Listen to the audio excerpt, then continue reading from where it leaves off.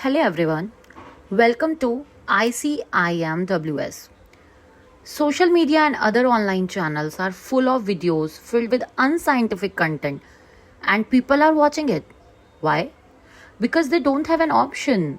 Those who really know do not have the skill set to create and disseminate content. ICIMWS provides a platform to the students and practitioners of mental health related disciplines, psychologists, psychiatrists, counselors, special educators, and so on. We help them develop their skills in the areas of content creation and online marketing so that they are able to spread their knowledge to the entire world much better. We also help them disseminate the content that they create while participating in the campaigning through our social media channels and those of our supporting organizations. And through this process, we aspire to improve the general awareness of various mental health related aspects in the community. As part of ICIMWS, awareness campaigns are run on several different topics, webinars, and panel discussions are conducted. Social media content is created and disseminated, and of course, skill development workshops are conducted for students and practitioners. Visit our website icimws.psychotechservices.com for more interesting content. Before we move on to today's agenda, a word of thanks for the organizations supporting this initiative: Manvai Wellness, Manna Charitable Trust, Psychotech Services, and Navodaya Kranti. In our webinars, so far we have covered the following topics: supporting my teen, the impact of peer pressure on body image, what keeps you up at night, substance use disorder, the power of forgiveness, how to promote family values in a changing society, why marriages are in trouble, small steps to relationship happiness,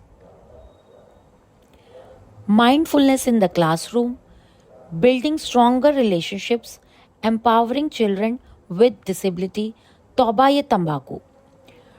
Today, we will have sessions on the following topics: empowering children in the digital age, saving marriages amongst young couples, and on popular demand, the session How to Promote Family Values in a Changing Society, this time in Hindi.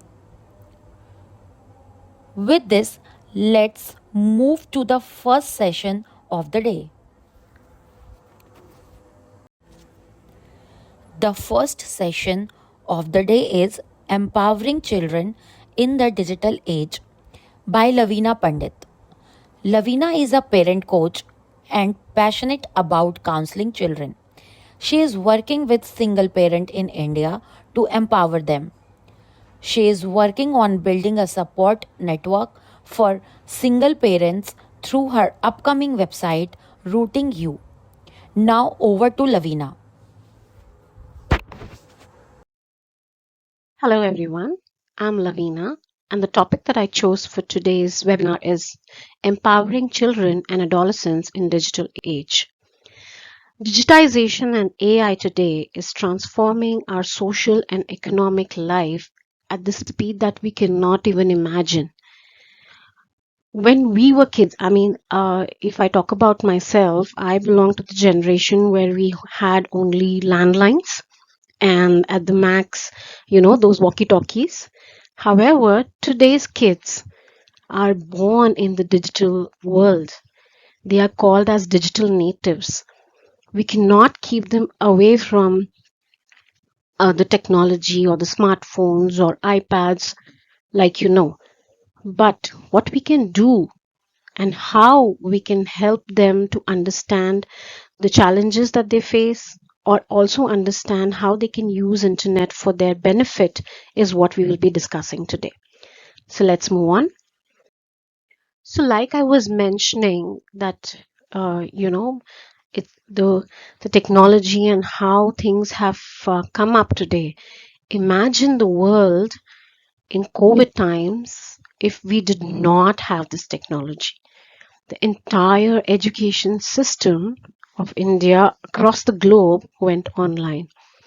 If they did not have classes online, if they were not, yes, agreed, it was not as beneficial, but when everybody was stuck at home, the only way of connection, meeting people, children connecting with each other, talking, having some fun was online.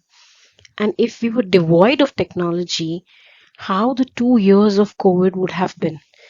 You can't even imagine that. So technology does have a lot of things that has changed. It is evolutionized. Like, we have education, to work, to talking to others, to connecting with people, to research, to upskill yourselves. Children doing so many things which the times that in early 80s and 90s were only been done face to face. So there is no barrier as such. So technology has changed, and it has changed the entire way of we looking at things, isn't it? So now, of course, where we see the positives, we cannot deny the fact that there are certain downsides of it as well. Now, to talk about how how smartphones and social media, what is the impact of that on our children's psyche, on their entire lives?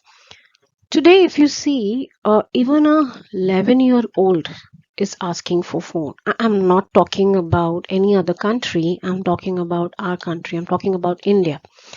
We have seen, and this trend is only going to increase. We have seen channels, YouTube channels, that have been operated by kids, their dance videos, their vlogs that you call it, and their the way they dress themselves up and put up their content online.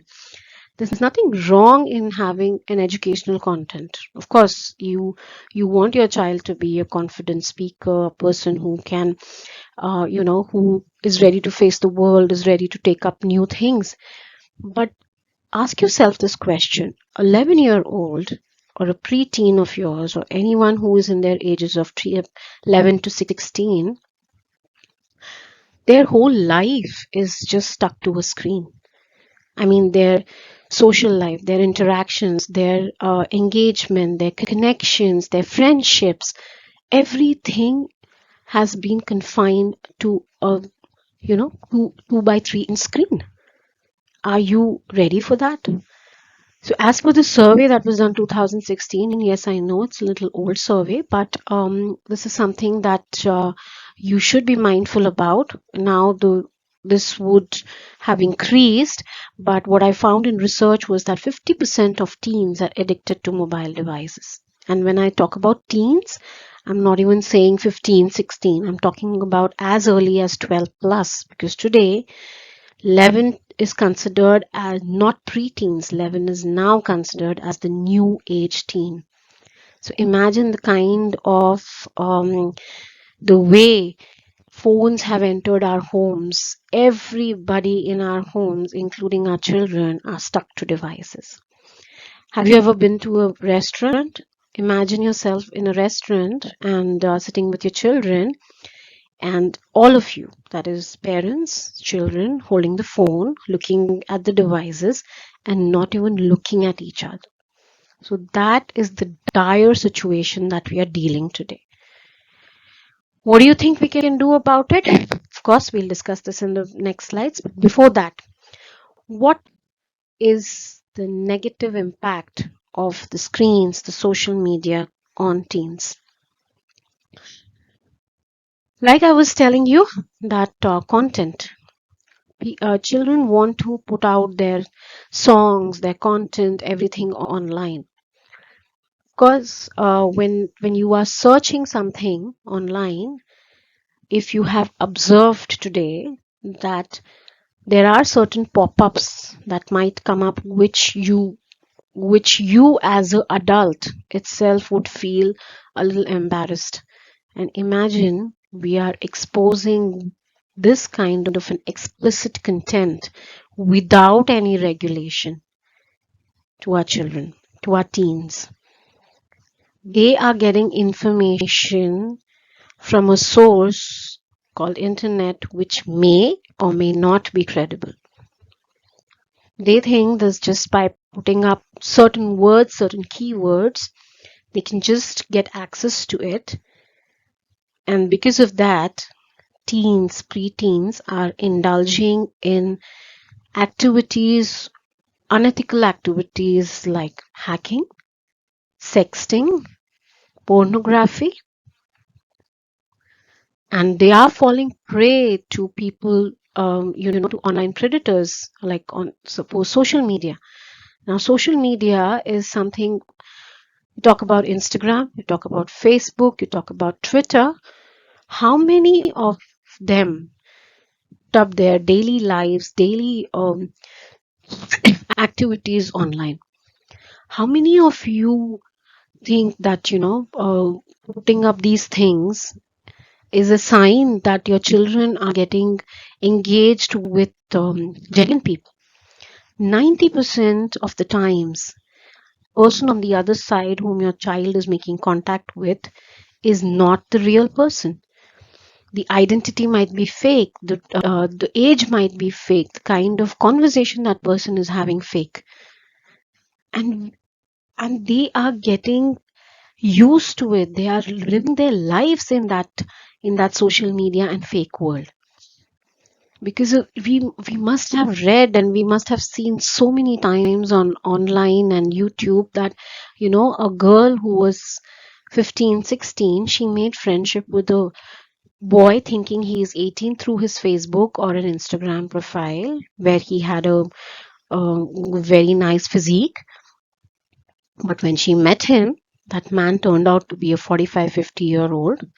And imagine if there was an untoward incident happening with that girl. Who is responsible? Because there is no regulation.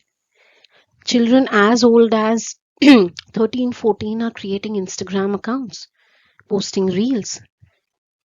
And the best part is that Mark Zuckerberg, the person who invented Meta, invented Facebook, his children are not there on the social media.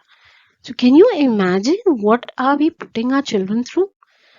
What is the kind of legacy we are leaving behind? What is the kind of generation that we want to be raised to raise?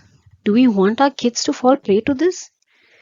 Please pause and think the consequences of teens and preteens going online today.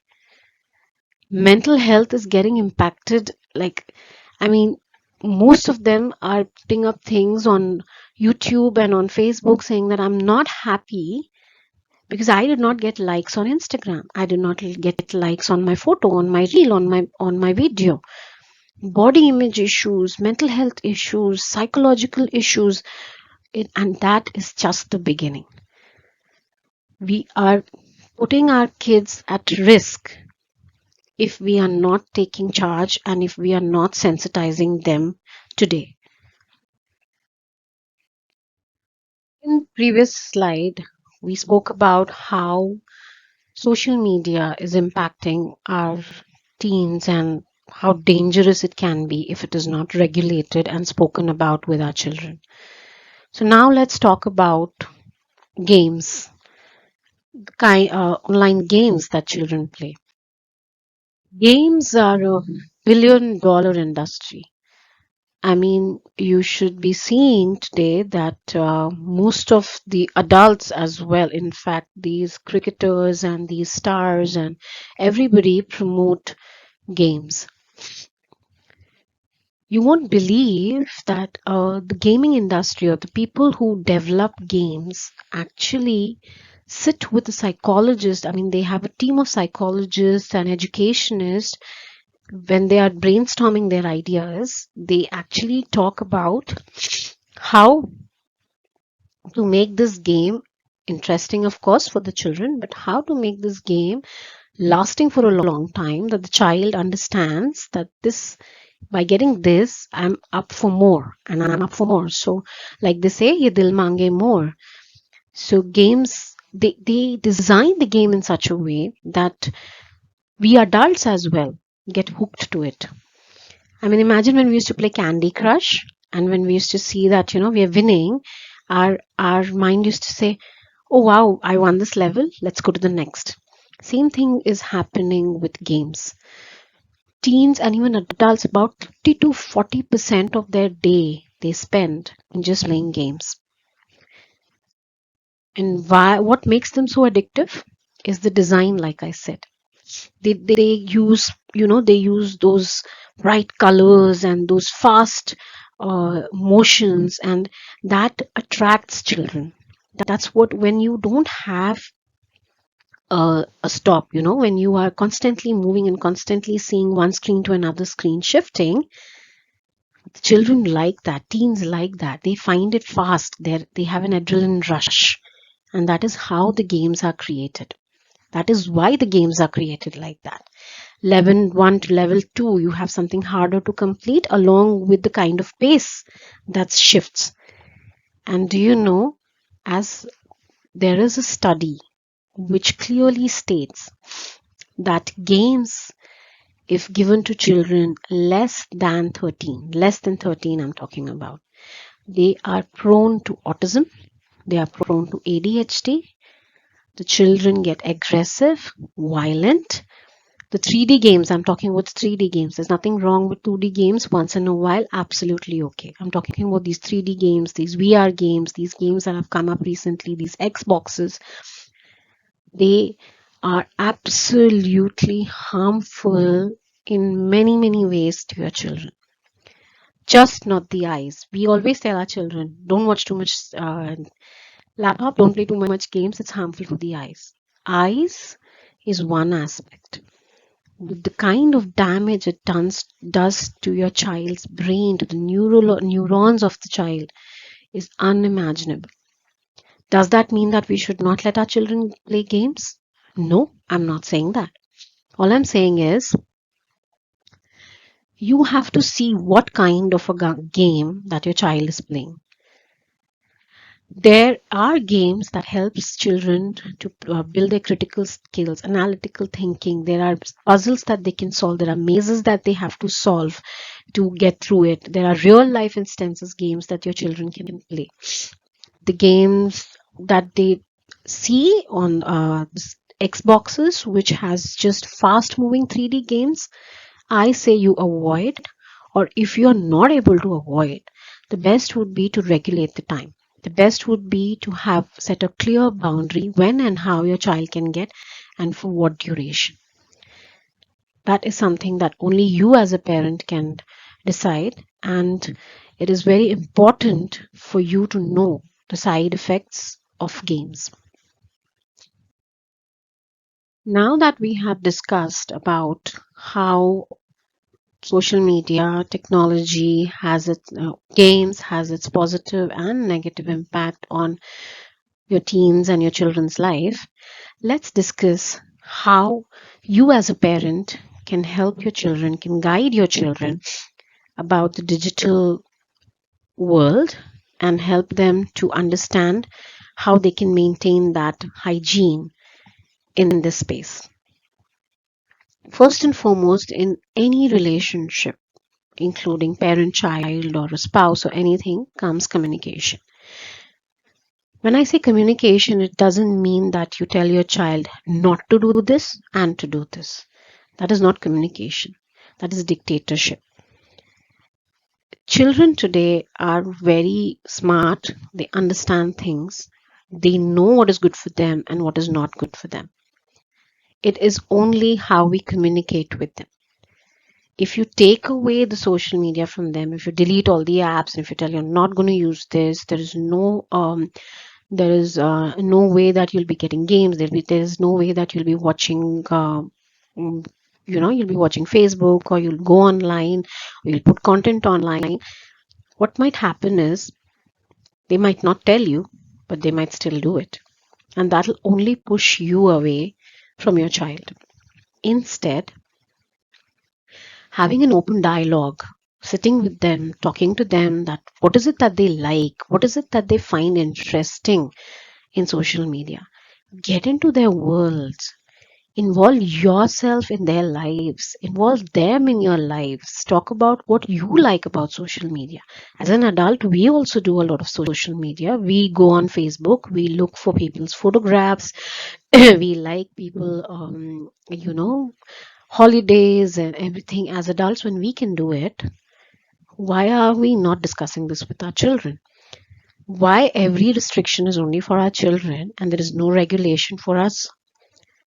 So it is very important to understand that communication and having an open dialogue is what will let your children understand the social media do's and don'ts. Talk to them about the hygiene. Talk to them about what can they do, what they cannot do on social media, and why. Just don't say this is allowed, this is not. Why it is not allowed. Be receptive to the ideas. If they want to play games once in a while, why not? But what kind of games and for how long? If they want to post something on social media, like if your child is good in cooking, or if she or he wants to put up something about education, yes, of course, why not? Because he or she is quite talented. They want to showcase the world that they want to help somebody, but to what extent and to whom? Make sure that all the filters, all these restricted policies that you have about comment sections and everything, you read about it, you read the guidelines, and that is when you will also be aware. Educate yourself, and that's how you'll be able to guide your children. Have a routine. Make sure that you have certain places in your home space there where phones are not allowed, where during dinner table you all have to sit together and talk to each other, have a conversation instead of using screens or sitting beside the TV or playing games and having dinner. Keep one day in a week or maybe one day fortnightly where you all leave your screens behind, your laptops behind, your phones behind, and are just with each other. That will help your children also to understand that you are following what you ask them to do as well. And that's how you can build a stronger bond with them, a stronger connection with them. Do not judge or shame them. Make sure that you do not question them if they are sharing things with you. Make sure that you understand them. Let them know that you love them, you respect them. And if they come to you with some kind of an agony, some kind of an issue, don't push them away by judging them. Understand them. Tap on their shoulders and tell them, we are with you. We are always there with you. If you want your children to have a sensible digital mindset, the outlook that you look for your children, where they are understanding, they are behaving mature, they take things with seriousness, then you have to stop judging them. You have to stop pushing them away. You have to be with them. You have to explain it to them. And in case they have done a mistake, of course, ask them to own it. Then make sure that you are by their side. Educate about cyberbullying. Educate about the predators that are there online. Educate what will happen if they let out their personal information online, if they tag the locations that they are going to, what can happen. Educate yourself first. So the first thing is to educate yourself if you want your children to have a space where they are safe, they understand, and they utilize technology for their benefit and to learn rather than falling prey to all these things, rather than getting addicted. That's all that I wanted to share today. I hope you found this webinar useful. For any other details, you can visit the blog section, which is mentioned here. Thank you so much, and stay safe and stay educated. Thank you.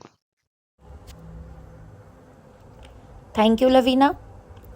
The next session is Saving Marriages Amongst Young Couples by Payal Mehta Gurung. Payal has been dealing with cases of relationship issues especially cases of marital discord for more than 15 years. She has a diploma in counseling and is also a practicing advocate. Now, over to Payal.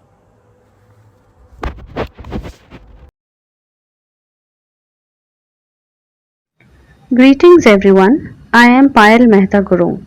My today's topic of discussion is saving marriages among young couples. This presentation will help you understand why newlyweds or young married couples are drifting in a relationship.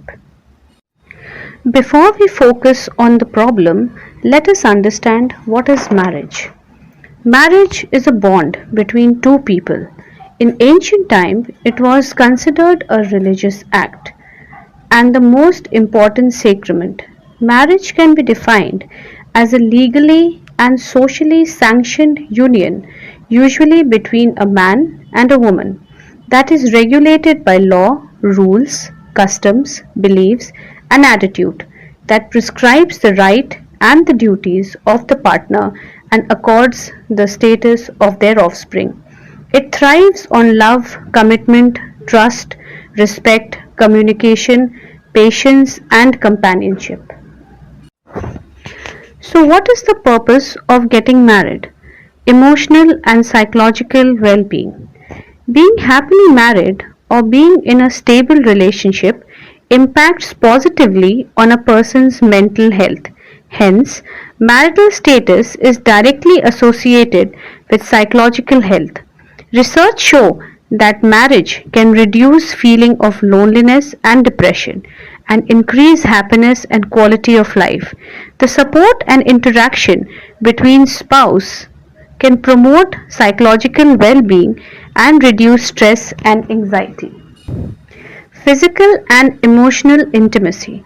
Both emotional connection and physical intimacy are essential in a marriage. They complement each other and contribute to a strong and fulfilling relationship.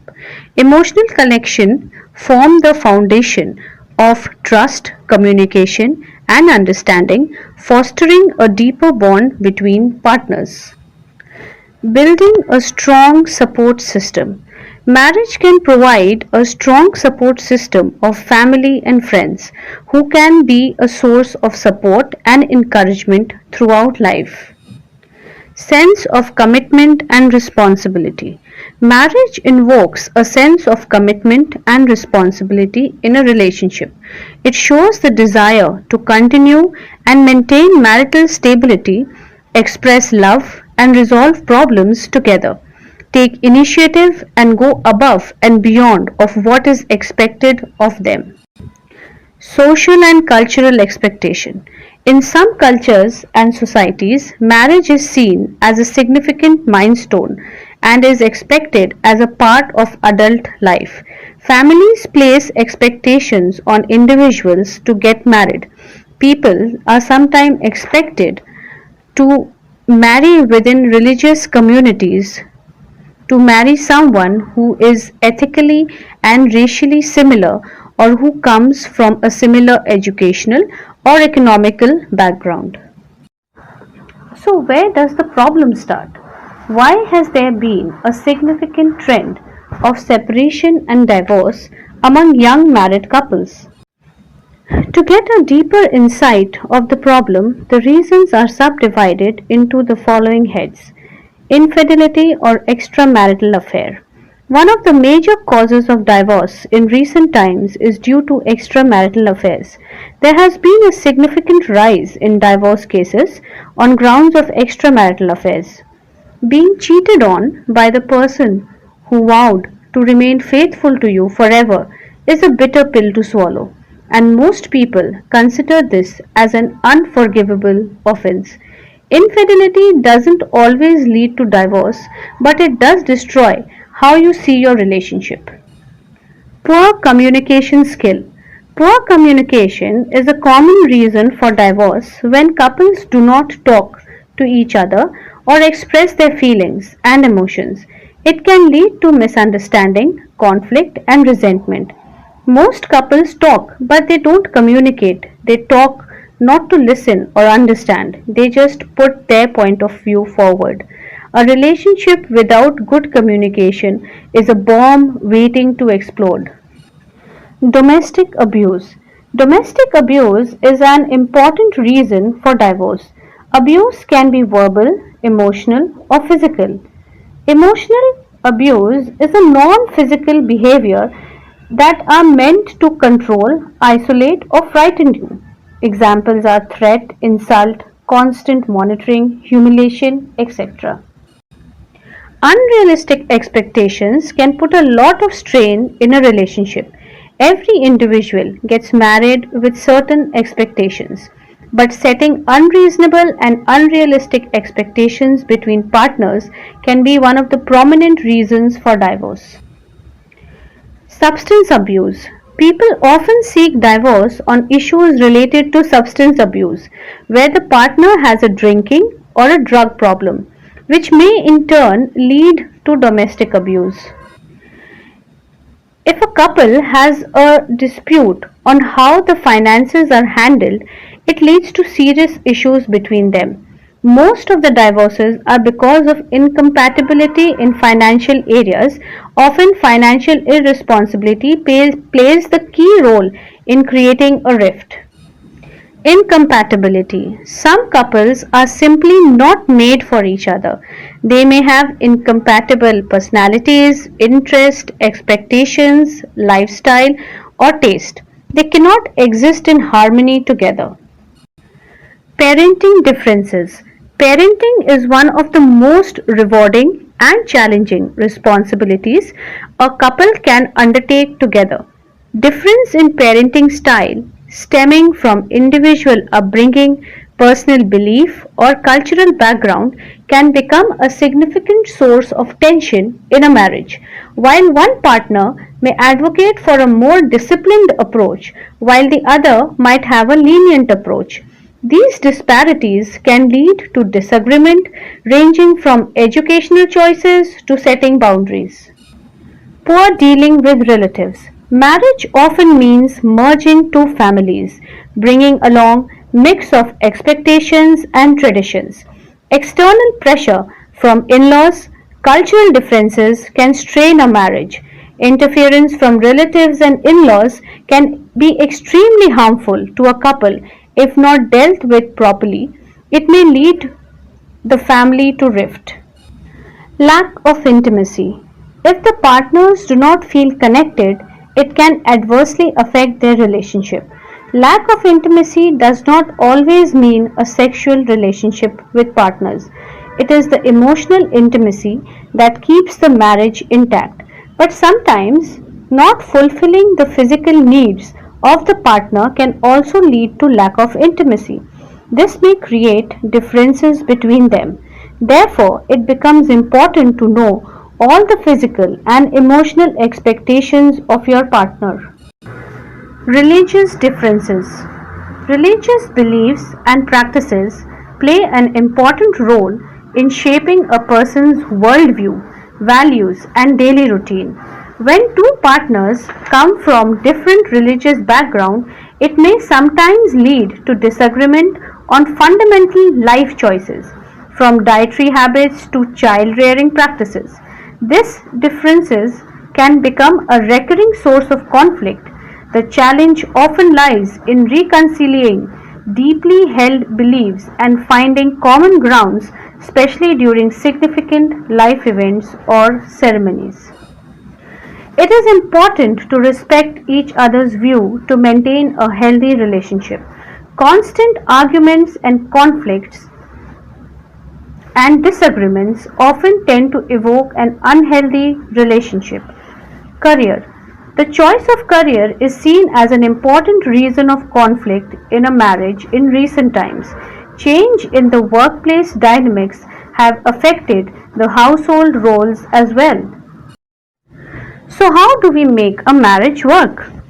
It's important to build trust in a relationship. These small steps can help you achieve it.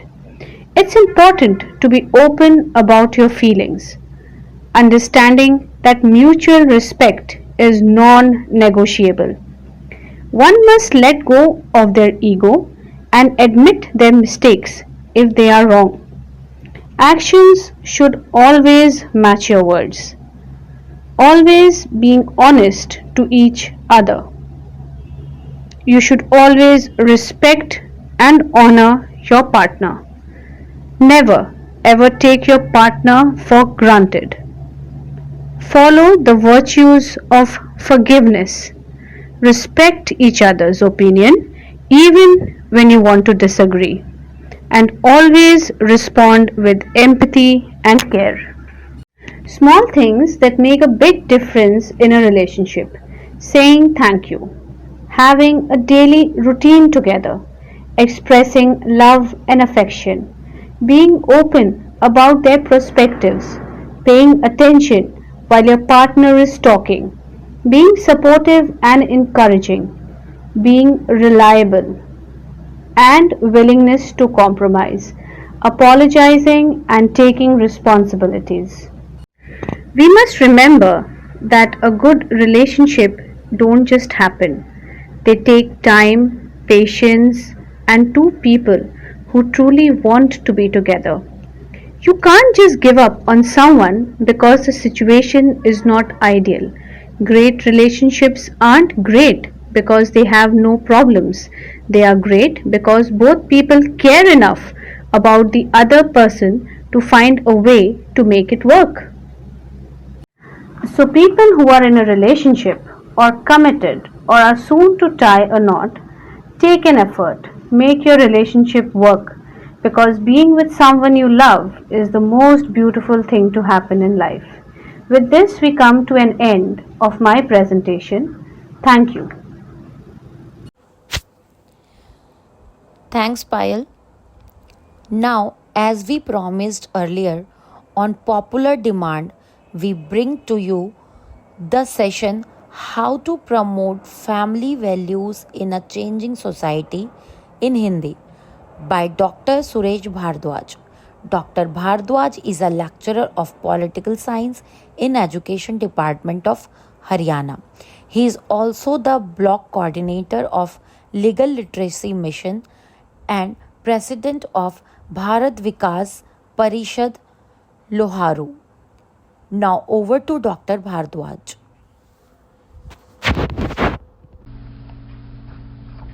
शुभ संध्या। मैं doctor Suresh Bhardwaj ICIMWS 2024 के सौजन्य से आयोजित webinar में आप सभी का हार्दिक स्वागत करता हूं। मेरा टॉपिक है how to promote family values in a changing society. बदलते समाज में पारिवारिक मूल्यों को कैसे बढ़ावा दिया जाए। सर्वप्रथम हम ये जानेंगे कि पारिवारिक मूल्य का क्या अर्थ है। पारिवारिक मूल्य परिवार के प्रत्येक सदस्य द्वारा साझे किए जाने वाले विश्वास, नैतिकता, प्राथमिकताएं और विश्व दृष्टिकोण है। ये व्यवहार कोड परिवारों में संरचना बनाते हैं और प्रत्येक सदस्य की भूमिका को परिभाषित कर सकते हैं। वे परिवारों को कठिन चुनौतियों से निपटने और जटिल परिस्थितियों में सही गलत का निर्धारण करने में भी मदद करते हैं। पारिवारिक मूल्य हैं आस्था, विश्वास, भरोसा, नैतिकता, प्राथमिकताएं, व्यवहार कोड, नैतिक गुणों का समूह। पारिवारिक मूल्यों का अर्थ जानने के बाद अब हमारे लिए ये जानना महत्वपूर्ण हो जाता है कि हमारे समाज में पारिवारिक मूल्यों का क्या महत्व है। पारिवारिक मूल्य वे सिद्धांत और विश्वास हैं जो हमारे दैनिक जीवन में हमारा मार्गदर्शन करते हैं और हमें ऐसे निर्णय लेने में मदद करते हैं जो हमारे परिवारों और समुदाय को प्रभावित करते हैं। ये मूल्य पीढ़ी दर पीढ़ी हस्तांतरित होते हैं और एक मजबूत और स्वस्थ समाज के निर्माण के लिए आवश्यक हैं। इस सेशन में हम पारिवारिक मूल्यों के महत्व पर चर्चा करेंगे कि वे हमारे समुदायों के विकास और स्थिरता में कैसे योगदान देते हैं। पहला, पारिवारिक मूल्य अपनेपन और एकता की भावना पैदा करते हैं। पारिवारिक मूल्यों का सबसे महत्वपूर्ण पहलू अपनेपन और एकता की भावना है जो पैदा करते हैं। जब परिवार समान मूल्यों और विश्वासों को साझा करते हैं तो उनके एक समान लक्ष्य की दिशा में मिलकर काम करने की अधिक संभावना होती है। एकता की यह भावना मजबूत समुदायों के निर्माण और व्यक्तियों में अपनेपन की भावना पैदा करने के लिए आवश्यक है। उदाहरण के लिए, एक परिवार जो ईमानदारी और सत्यनिष्ठा को महत्व देता है, वह इन मूल्यों को अपने बच्चों में स्थापित करेगा, जो फिर उन्हें अपने वयस्क जीवन में ले जाएंगे और एक ऐसे समाज में योगदान देंगे जो ईमानदारी और अखंडता को महत्व देता है। दूसरा, पारिवारिक मूल्य सकारात्मक व्यवहार को बढ़ावा देते हैं। पारिवारिक मूल्यों का महत्वपूर्ण पहलू सकारात्मक व्यवहार को बढ़ावा देने की उनकी क्षमता है। जब परिवार सम्मान, दयालुता और जिम्मेदारी जैसे मूल्यों को प्राथमिकता देते हैं, तो वे अपने बच्चों के लिए इन व्यवहारों को अपनाने की अधिक संभावना रखते हैं। इनके परिणाम स्वरूप उन बच्चों में स्वयं इन सकारात्मक व्यवहारों को प्रदर्शित करने की अधिक संभावना होती है। उदाहरण के लिए, एक परिवार जो दयालुता को महत्व देता है, उसके अपने समुदाय में स्वयं सेवा करने और जरूरतमंद लोगों की मदद करने की अधिक संभावना होगी, जिसका उनके समुदाय की समग्र भलाई पर सकारात्मक प्रभाव पड़ सकता है। तीसरा, पारिवारिक मूल्य एक नैतिक मार्गदर्शन प्रदान करते हैं। पारिवारिक मूल्य व्यक्तियों को नैतिक मार्गदर्शन भी प्रदान करते हैं। जब हमें कठिन निर्णयों का सामना करना पड़ता है, तो हमारे मूल्य और विश्वास हमें सही विकल्प चुनने में मार्गदर्शन कर सकते हैं। यह सब उन बच्चों के लिए विशेष रूप से महत्वपूर्ण है जो अभी भी अपना नैतिक मार्गदर्शक विकसित कर रहे हैं।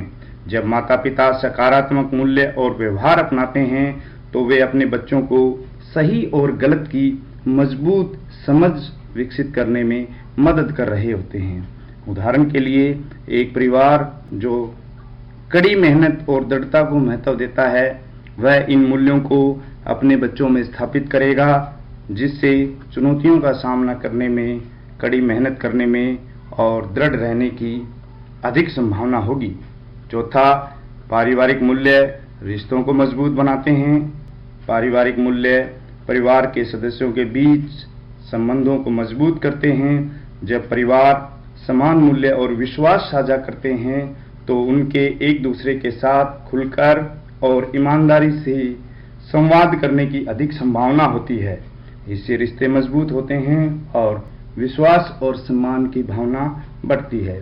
उदाहरण के लिए, एक परिवार जो संचार को महत्व देता है, उसमें एक दूसरे के साथ खुली और ईमानदार बातचीत होने की अधिक संभावना होगी, जिससे बेहतर समझ और करीबी रिश्ते बन सकते हैं। पांचवा, एक स्थिर और स्वस्थ समाज के निर्माण के लिए पारिवारिक मूल्य आवश्यक हैं। एक मजबूत और स्थिर समाज के निर्माण के लिए पारिवारिक मूल्यों को प्राथमिकता देना आवश्यक है। पारिवारिक मूल्य व्यक्तिगत व्यवहार और दृष्टिकोणों को आकार देने में, मानसिक स्वास्थ्य और कल्याण को बढ़ावा देने और सामाजिक सामंजस्य और स्थिरता को बढ़ावा देने में महत्वपूर्ण भूमिका निभाते हैं। बदलते सामाजिक मूल्यों के बावजूद पारिवारिक मूल्यों को प्राथमिकता देना महत्वपूर्ण है, जो सम्मान, जिम्मेदारी और जवाबदेही को बढ़ावा देते हैं। पारिवारिक मूल्यों की महत्ता को समझने के बाद ये जानना भी जरूरी हो जाता है कि सबसे महत्वपूर्ण 5 पारिवारिक मूल्य कौन से हैं, जिनको बढ़ावा देकर सामाजिकता का विकास किया जा सकता है। जीवन की शुरुआत घर से होती है और घर वह जगह है जहां परिवार का दिल बसता है। परिवार वह सार है जो हमारी पहचान को परिभाषित करने में मदद करता है। हम अपने जीवन का सबसे महत्वपूर्ण सबक एक परिवार में रहने और पारिवारिक मूल्यों को सीखने से सीखते हैं। 5 प्राथमिक पारिवारिक मूल्य हैं: प्यार, सम्मान, आदर, शेयरिंग, साझा करना और क्षमा। ये सार्वभौमिक सिद्धांत हैं जो लोगों को न केवल परिवारों में बल्कि समुदायों, राष्ट्रों और दुनिया में एक दूसरे के साथ सद्भाव करने में मदद करते हैं। ये सकारात्मक पारिवारिक जीवन के लिए नैतिक और नैतिक दिशा निर्देश भी हैं। सबसे पहले लव, प्रेम पहला मूल्य है जो सबसे महत्वपूर्ण है। प्रेम रिश्तों को जोड़ने वाली शक्ति है। इसका प्रत्यक्ष अर्थ यह है कि विपरीत प्रतीत होने के बावजूद सभी चीजें अच्छे के लिए मिलकर काम करती हैं। प्रेम का अर्थ है अपना आत्ममूल्य महसूस करना और दूसरों तक आराम, सद्भाव, देखभाल और करुणा प्रदान करना। दूसरा रिस्पेक्ट, आदर। दूसरा पारिवारिक मूल्य है आदर। वह गुण है जो परिवार के सदस्यों के द्वारा एक दूसरे को सम्मान के साथ व्यवहार करने में दृष्टिगोचर होता है। परिवार के सदस्य एक दूसरे के साथ सहमति और सम्मति प्रदान करते हैं। परिवार में एक दूसरे का आदर करके इस मूल्य को विकसित कर सकते हैं। तीसरा पारिवारिक मूल्य है सम्मान, यानी रिस्पेक्ट, ऑनर। सम्मान मानवीय रिश्तों में सामंजस्य का प्रतीक है। इसका अर्थ है किसी के प्रति उच्च या विशेष सम्मान रखना। इसका अर्थ दूसरे की प्रशंसा करना, सराहना करना और अनुमोदन करना है। चौथा पारिवारिक मूल्य साझा करना है, शेयरिंग है। साझा करने का अर्थ है जो आपके पास है उसमें से कुछ दूसरों को देना या दूसरों के साथ किसी चीज का उपयोग करना और उसका आनंद लेना। हम साझा करने की सहज इच्छा के साथ पैदा हुए हैं। साझा करने से जीवन आसान हो जाता है। हम हर समय साझा करते हैं, भले ही हमें ऐसा करने के बारे में पता न हो। हम हमेशा अपनी ऊर्जा के एक दूसरे के साथ साझा करते रहते हैं। मनुष्य सामाजिक प्राणी है और हम रिश्तों पर पलते हैं। साझा करना प्यार, आदर और सम्मान व्यक्त करने का एक विशेष तरीका है, लेकिन हमें साझा करने से पहले अनुमति मांगना याद रखना चाहिए। क्षमा पांचवा पारिवारिक मूल्य है फॉरगिवनेस। क्षमा का अर्थ है नाराजगी छोड़ना और किसी अन्य व्यक्ति को हुए नुकसान के लिए राहत देना। इसका मतलब यह भी है कि आप दूसरे और खुद में त्रुटि या कमजोरी को पहचानते हैं और उसके लिए जगह देते हैं। क्षमा का अर्थ दूसरों से क्षमा के अनुरोध को स्वीकार करना और फिर रिहा करना भी है। यदि हम किसी को ठेस पहुंचाने में सक्षम हैं तो हम उन्हें माफ करने में भी सक्षम हैं। पारिवारिक मूल्य प्रेम, आदर, सम्मान, साझा करना और क्षमा जैसे पारिवारिक गुणों की महत्ता समझने के बाद बहुत सारे ऐसे कारक विद्यमान हैं जो समाज में पारिवारिक मूल्यों में गिरावट के लिए जिम्मेदार हैं। अब हम ये जानेंगे कि समाज में पारिवारिक मूल्यों में गिरावट के लिए जिम्मेदार कारक कौन कौन से हैं। उन सब में सबसे पहले स्ट्रक्चर एंड फैमिली टाइप, संरचना एवं परिवार का प्रकार। हम सभी जानते हैं कि पहले हमारे समाज में संयुक्त परिवार की परंपरा होती थी और उस संयुक्त परिवार में सभी रिश्तेदार, जिसमें दादा, दादी, चाचा, चाची, ताऊ, ताई और अन्य सभी भाई बहन एक ही छत के नीचे रहते थे और वहाँ उस परिवार में बहुत सारे अनुशासन के जो मूल्य हैं, जो गुण हैं, वो अपने आप ही बच्चों के अंदर ट्रांसफर यानी उसके अंदर समाहित हो जाते थे। सभी परिवार के सदस्य नैतिक गुणों का पालन करते थे और उनको देख करके सभी बच्चे उन गुणों को अपने अंदर समाहित करने के लिए प्रयासरत रहते थे। लेकिन बदलते परिप्रेक्ष्य में अब संयुक्त परिवारों की जगह एकल परिवारों ने ले ली है। एकल परिवारों में अब बच्चे के पास वो नैतिक गुण समाहित एडजस्ट नहीं हो पाते, क्योंकि उनके पेरेंट्स के पास अपने बच्चों को पूरी तरह से ध्यान देने के लिए समय नहीं रहा है। और जो नैतिक गुण संयुक्त परिवार में बच्चों को मिलते थे, एकल परिवार में उसकी कल्पना करना एक तरह से संभव नहीं है। बच्चों के नैतिक गुणों की तरफ एकल परिवार में किसी प्रकार का कोई ध्यान नहीं दिया जाता। अगला पर्सनैलिटीज ऑफ इंडिविजुअल, व्यक्तियों के व्यक्तित्व। परिवार में रहने वाले जो व्यक्ति हैं उनका व्यक्तित्व भी बहुत कुछ हद तक सामाजिक गुणों को डिक्रीज करने का और इंक्रीज करने का कार्य करते हैं। यदि उस परिवार में जो व्यक्ति हैं जिसका व्यक्तित्व बहुत अच्छा है, नैतिक गुणों को पालन करने वाला है, तो वो एक आदर्श के रूप में समाज में, परिवार में स्थापित होगा। बच्चे और अन्य लोग भी उसका अनुसरण करेंगे। इसके विपरीत यदि वो व्यक्ति, वो पर्सनैलिटीज असामाजिक, अनैतिक गतिविधियों में संलिप्त है और उसको बढ़ावा देता है, तो निश्चित तौर से ये भी एक बैरियर का काम करेगा पारिवारिक गुणों के विकास में। इसके बाद हम जानेंगे लिंग भूमिकाओं के बारे में, विश्वास सहित पारिवारिक मूल्य। वैदिक काल से ही पुरुष व स्त्री को समानता का दर्जा दिया जाता रहा है।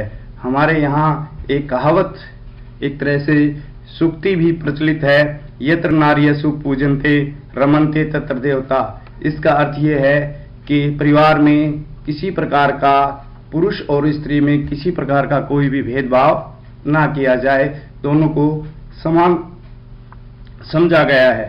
परंतु कुछ समुदाय व परिवारों में लिंग भेद को बढ़ावा दिया जाता है। वहां बालक बालिकाओं के बीच असमानता का व्यवहार किया जाता है।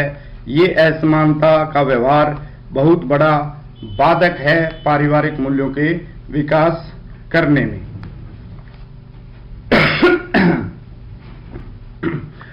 अगला, पालन पोषण की प्रथाएं। माता पिता बच्चों के लालन पालन का जो परिवेश है, माहौल है, वो बहुत कुछ हद तक बैरियर का काम करता है।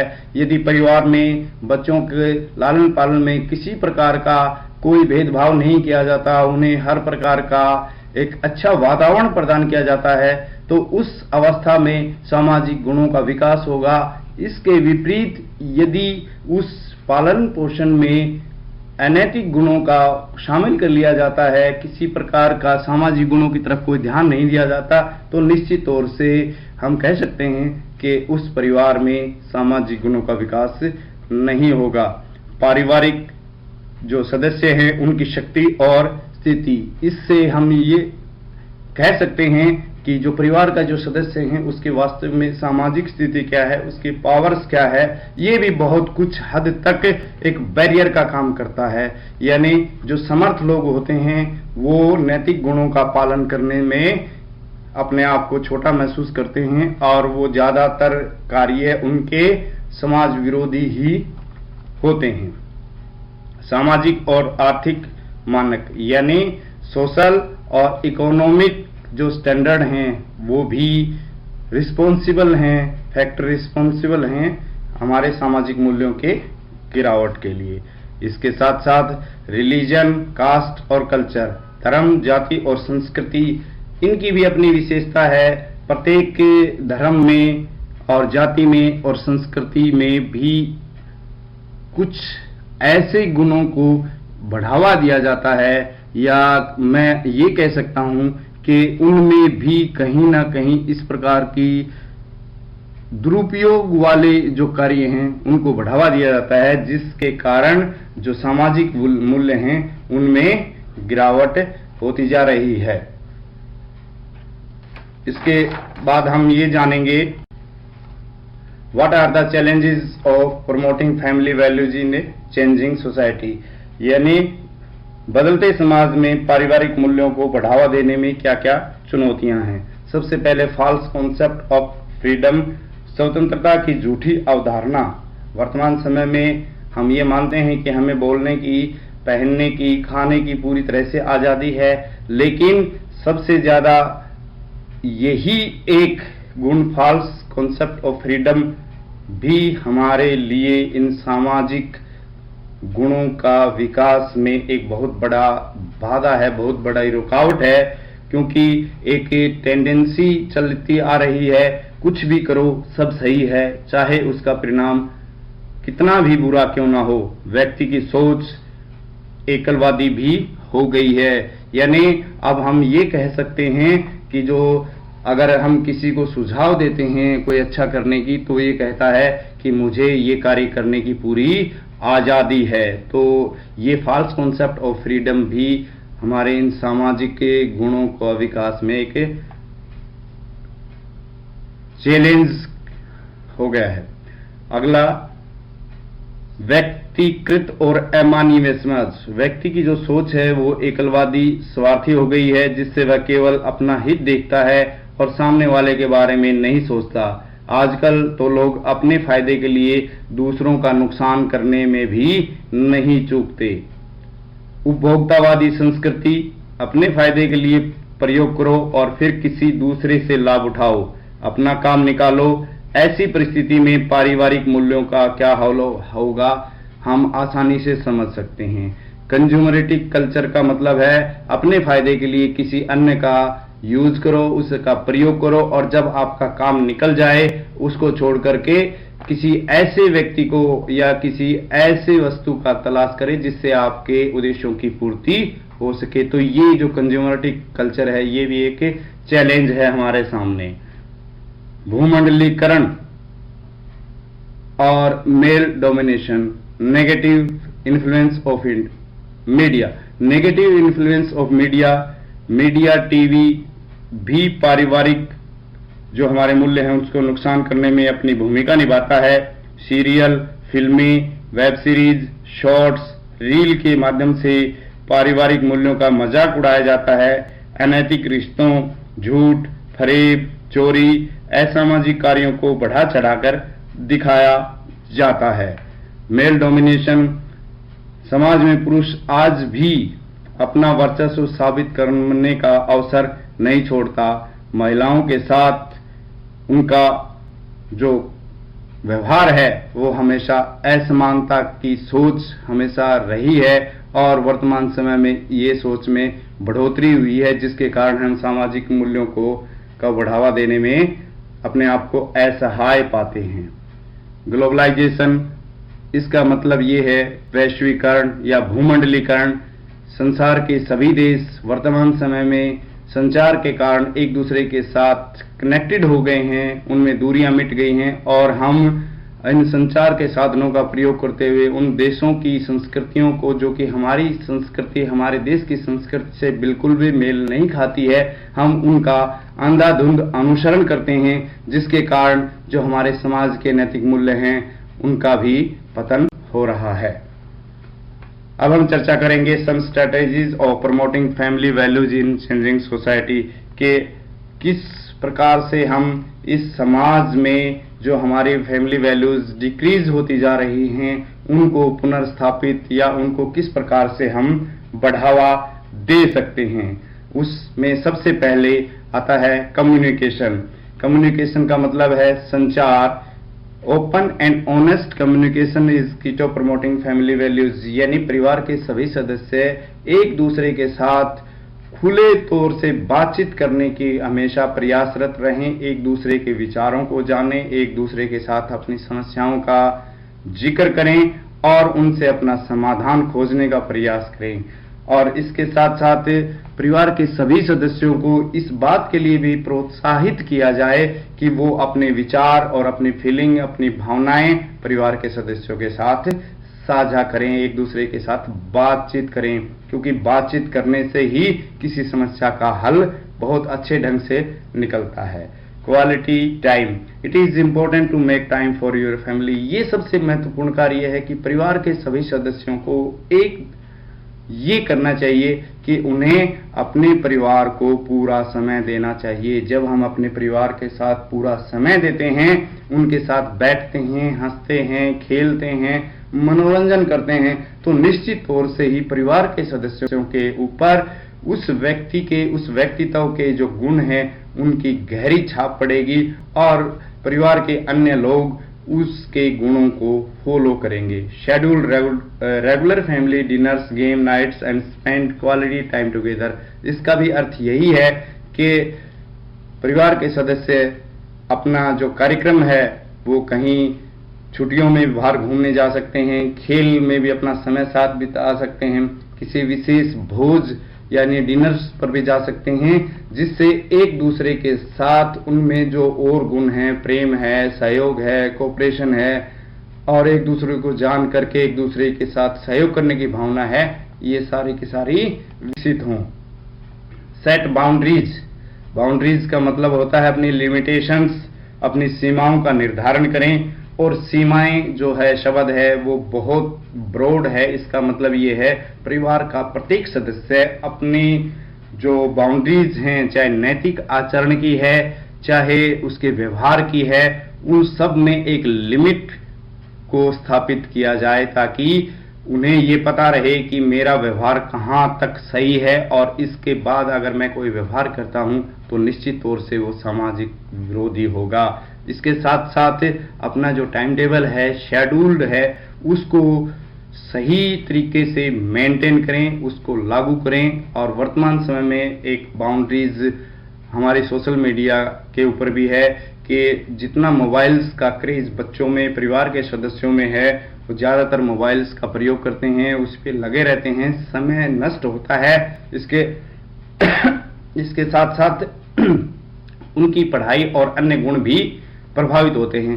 तो परिवार के सदस्यों को अपनी बाउंड्रीज सेट कर देनी चाहिए कि कौन परिवार का कौन सा सदस्य इस मोबाइल और सोशल मीडिया को कितनी देर तक प्रयोग करेगा और उसको सख्ती से उस चीज को पालन किया जाए। और प्रयास ये किया जाना चाहिए कि मोबाइल पे बातचीत करने की बजाय फेस टू फेस इंटरेक्शन, आपस में बैठ के बातचीत करने का प्रयास किया जाए। Lead by example. इसका मतलब ये है कि हमें परिवार में अपना केवल और सिर्फ केवल अपना जिक्र करना या अपनी बड़ाई करना ये ठीक नहीं है, बल्कि परिवार के सदस्यों के सामने उदाहरण प्रस्तुत किया जाना चाहिए विभिन्न गुणों का, चाहे वो हार्ड वर्किंग का है, दयालुता का है, ईमानदारी का है, सहानुभूति का है, करुणा का है। वो सारे जो गुण हैं वो बच्चे या परिवार में उस बात का असर तब होगा जब आप उसको अपने ऊपर लागू कर करके दिखाएंगे। Teach empathy and compassion. इसका मतलब सहानुभूति और करुणा सिखाओ, यानी अपने परिवार के सदस्यों के अंदर करुणा और सहानुभूति जैसे गुणों का विकास बहुत जरूरी है। अपने बच्चों को ये सिखाया जाए कि सहानुभूति और करुणा कितनी जरूरी है। उन्हें इस प्रकार के अवसर दिए जाएं कि बच्चा उन चीजों को बहुत अच्छे ढंग से नजदीक जाकर के सीख सके। फोस्टर इंडिपेंडेंस एंड रिस्पॉन्सिबिलिटी, यानी बच्चों को स्वतंत्रता दी जाए, उन्हें खेलने की भी दी जाए, पढ़ने की भी और अपना कार्य करने की भी। लेकिन पहले जो बताया, सेट बाउंड्रीज, प्रत्येक कार्य एक निश्चित सीमा के अंदर दिया जाए और इसके अलावा उन्हें उत्तरदायित्व के कार्य भी दिए जाए, रिस्पॉन्सिबिलिटी भी दी जाए कि उन्हें कोई न कोई घर का या बाहर का, समाज का उपयोगी कार्य उससे करवाया जाए। सेलिब्रेट ट्रेडिशन, यानी हमारा देश बहुत अधिक, ये कह सकते हैं कि बहुत से ही तेज त्योहारों वाला देश है, तो हमें भी बच्चों को सिखाने के लिए family traditions are way of the reinforce values and create lasting memories. हमने जितने हमारी परंपराएं हैं उनका पूरी तरह से तीज त्योहारों को जश्न के साथ मनाएं। होली है, दिवाली है, ईद है, जितने भी हैं उसके अंदर पूरी तरह से हम अपने परिवार के सदस्यों के साथ उस परंपरा को मनाएं, ताकि बच्चों के अंदर उन तीज त्योहारों के महत्व और उनसे जो सीख मिलती है वो अच्छे तरीके से बच्चों के अंदर डाली जा सके। सीक सपोर्ट, समर्थन मांगना, यानी हम सभी ये जानते हैं कि प्रत्येक व्यक्ति अपने आप में पूर्ण नहीं होता और प्रॉब्लम्स हर किसी के साथ हो सकती है, समस्याग्रस्त हर व्यक्ति हो सकता है। लेकिन जब किसी को समस्या आए तो हमेशा इस चीज का ध्यान रखें कि बच्चों को भी ये सिखाया जाए कि वो हमसे समर्थन लें, अपनी समस्या को हमसे शेयर करें। यदि कोई समस्या इस प्रकार की है जो आपसे खुद सोल्व नहीं हो पा रही तो उसके लिए काउंसलर की भी मदद ली जाती है। अपने बच्चों को ये जरूर सिखाएं कि समस्या को बताने से, समस्या को साझा करने से समस्या का हल संभव है। कुछ और नैतिक गुण हैं जिन पर चर्चा की जानी चाहिए। ट्रस्ट है, टॉलरेंस है, कमिटमेंट है। ट्रस्ट का मतलब होता है विश्वास, भरोसा, और ये समाज में अच्छे मूल्यों और प्रगति को बढ़ावा देता है। विश्वास होना चाहिए कि जो फेथ है वो सबसे बेहतर एक गुण हो सकता है, यानी बड़ों पर बच्चों का इतना विश्वास होना चाहिए कि वो उनके लिए सब कुछ जो कार्य करते हैं वो इनके हित में ही किया जा रहा है। टॉलरेंस, सहनशीलता, ये जो गुण है वो परिवार के बड़े अपने परिवार में इस प्रकार से उनको सिखा सकते हैं। ये जो गुण है वो दूसरे को एक तरह से समायोजित करने की इच्छा और क्षमता है, जो लोगों की मान्यताएं और लोगों के जो विचार हैं उनके साथ एडजस्टमेंट करना सिखाता है। बिल्कुल आपको सहनशीलता, विपरीत परिस्थिति आने पर भी आप अपने आप को, अपने मस्तिष्क को पूरी तरह से कंट्रोल में रख सकते हैं। कमिटमेंट, प्रतिबद्धता, किसी भी किए गए प्रॉमिस के ऊपर पूरी तरह से खरा उतरना, उसको पूरी तरह से दृढ़ता से उसको पूरा करना, ये होता है कमिटमेंट। और जब आप कोई प्रॉमिस करते हैं, परिवार का बड़ा सदस्य है और उसको पूरे जी जान लगाकर यदि वो पूरा करता है तो निसंदेह रूप से बच्चों पर भी उस चीज का बहुत बड़ा प्रभाव पड़ता है। Fairness, integrity, consistency. फेयरनेस, निष्पक्षता, इसका जो अर्थ है किसी एक समूह का पक्ष लिए बिना लोगों के साथ समान व्यवहार करना है। जब भी कोई इस प्रकार का परिवार में, समाज में यदि कोई विवादित मसला सामने आता है तो उसमें बिना किसी भेदभाव के, बिना किसी पक्षपात के सही निर्णय करना, ताकि उसका समाज में एक पहचान बने, एक समाज में एक अच्छा मैसेज आए कि ये व्यक्ति दोनों पक्षों को सुनकर के सही निर्णय करने में सक्षम है। इंटीग्रिटी होती सत्यनिष्ठा। इसका अर्थ है व्यवहार करने वालों की में सच्चाई और ईमानदारी, यानी आप जो कहते हैं वही करते हैं। आपका जो करने का है वो एक जैसा बिल्कुल समान है, तभी लोग आपके अंदर विश्वास करेंगे, आपके द्वारा किए गए कार्य का अनुसरण किया जाएगा और आपका वो गुण समाज में अपने आप विकसित होता जाएगा। यदि आपके अंदर ये बात नहीं है, आप कहते कुछ हैं, करते कुछ हैं, दोनों के बीच में विरोधाभास है, तो निश्चित तौर से जो आपकी सत्यनिष्ठा है वो प्रभावित होगी और आपका व्यवहार समाज में अनुकरणीय नहीं होगा। और कंसिस्टेंसी होती है संगति। इसका अर्थ है दृढ़ता, सुसंगता। जो लोग आपके साथ रहते हैं, आप उनके साथ किस प्रकार का व्यवहार करते हैं, लगातार एक ही जैसा व्यवहार करेंगे, एक जैसे लोगों के साथ में रहेंगे, तो निश्चित तौर से आपकी अलग से पहचान बनेगी और लोग आपका अनुसरण करेंगे। अब हम चर्चा करते हैं कि जो पेरेंट्स हैं, जो माता पिता हैं, वो किस प्रकार से अपने बच्चों के अंदर इन सामाजिक गुणों को विकसित कर सकते हैं। छोटी छोटी बातें हैं जिनको परिवार के बड़े बुजुर्ग इस प्रकार से व्यवहार में ला सकते हैं जिससे बच्चा अनायास ही उन सभी गुणों को पूरी तरह से सीख जाता है। मैं कुछ उदाहरण देना चाहूंगा, आप मेरी बात से भी सहमत होंगे। यदि हम पेरेंट्स के रूप में इन जो युक्तियां हैं, जो तरीके हैं, यदि हम इनके अनुसार अपने परिवार में इवेंट्स को आयोजित करेंगे तो निश्चित तौर से अपने आप बच्चे के अंदर उन गुणों का विकास हो जाएगा जिनको हम विकसित करना चाहते हैं। सबसे पहले कि जो माता पिता हैं वो बच्चे के लिए शिक्षक भी हैं और उनके रोल मॉडल भी हैं। वे बच्चे के व्यवहार को आकार देने और उनमें सकारात्मक मूल्यों को लागू करने के लिए जिम्मेदार होते हैं। बच्चे अपने माता पिता को सुनते हैं, निरीक्षण करते हैं और उनका अनुकरण करते हैं। इसलिए महत्वपूर्ण है कि वे अच्छे आदर्श बने जिनका बच्चे अनुसरण करना चाहें। अब कौन कौन से आप इवेंट्स आयोजित कर सकते हैं अपने परिवार में ताकि बच्चे आपके साथ कनेक्ट हो सकें और उन गुणों को अपने अंदर समाहित कर सकें। सबसे पहले अपने बच्चों के साथ कम से कम 2 बार खाना खाएं, उन्हें किसानों के महत्व और उनके कठिन परिश्रम के बारे में बताएं और उन्हें बताएं कि अपना खाना बेकार न करें। खाने के बाद उन्हें अपनी प्लेटें खुद धोने दें। इस तरह के कामों से बच्चों की मेहनत की कीमत समझेंगे। उन्हें अपने साथ खाना बनाने में मदद करने दें। उन्हें उनके लिए सब्जी या फिर सलाद बनाने दें। बच्चों को अपने 3 पड़ोसियों के घर ले जाएं, उनके बारे में जानें और उनके साथ घनिष्ठता बढ़ाने में मदद करें। दादा दादी, नाना नानी के घर जाएं और उन्हें बच्चों के साथ घुलने मिलने दें। उनका प्यार और भावनात्मक सहारा आपके बच्चे के लिए बहुत जरूरी है।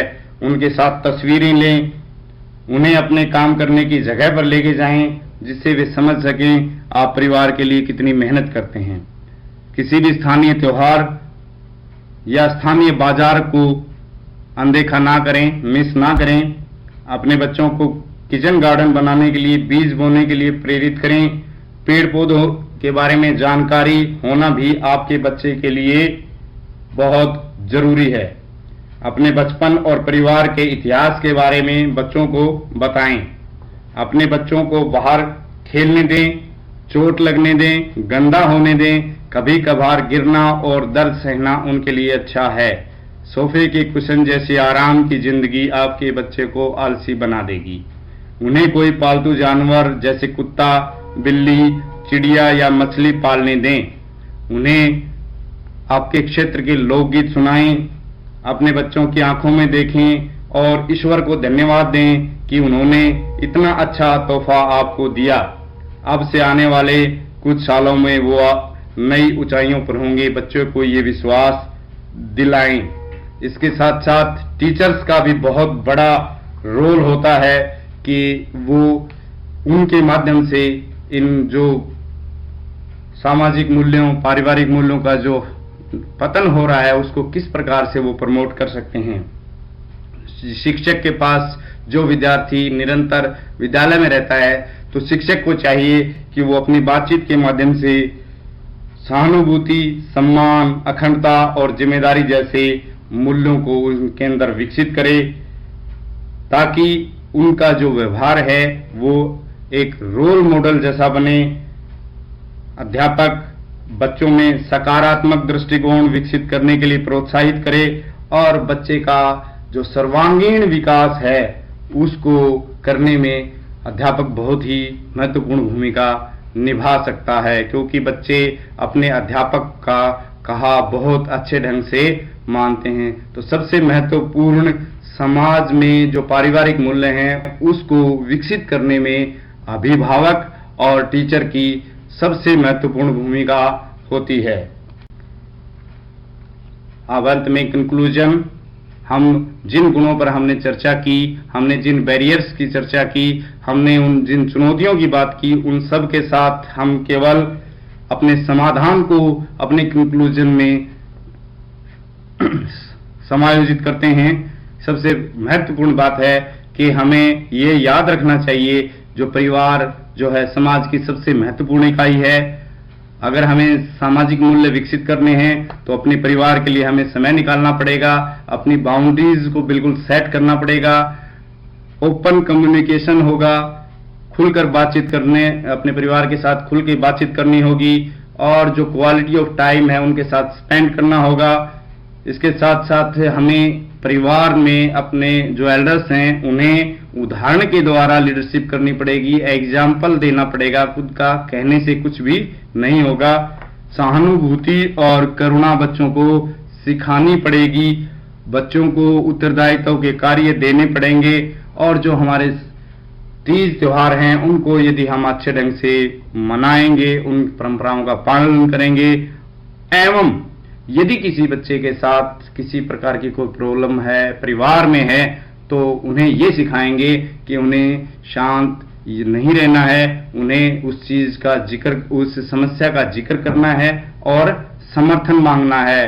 परिवार में यदि वो समस्या का समाधान हो जाता है देन ओके, अदरवाइज उन्हें काउंसलर के पास ले जाया जा सकता है। और अंत में मैं दोनों बातें दोबारा से कहना चाहूँगा कि टीचर्स और अभिभावक की सबसे महत्वपूर्ण भूमिका है कि वो समाज में जो हमारे फैमिली वैल्यूज का जो पतन हो रहा है उसको वो समाज के अंदर प्रोत्साहन दें, ताकि हम समाज में एक बार पुनः से इन सामाजिक मूल्यों को बढ़ावा दे सकें और अच्छे ढंग से समाज का विकास कर सकें।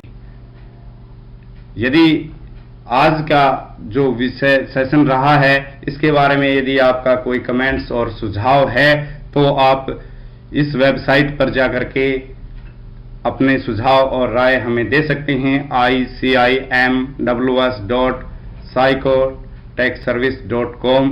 इसके अलावा कमेंट्स बॉक्स में भी आप अपना प्रश्न पूछ सकते हैं, निश्चित तौर से उसका जवाब आपको दिया जाएगा। Thank you.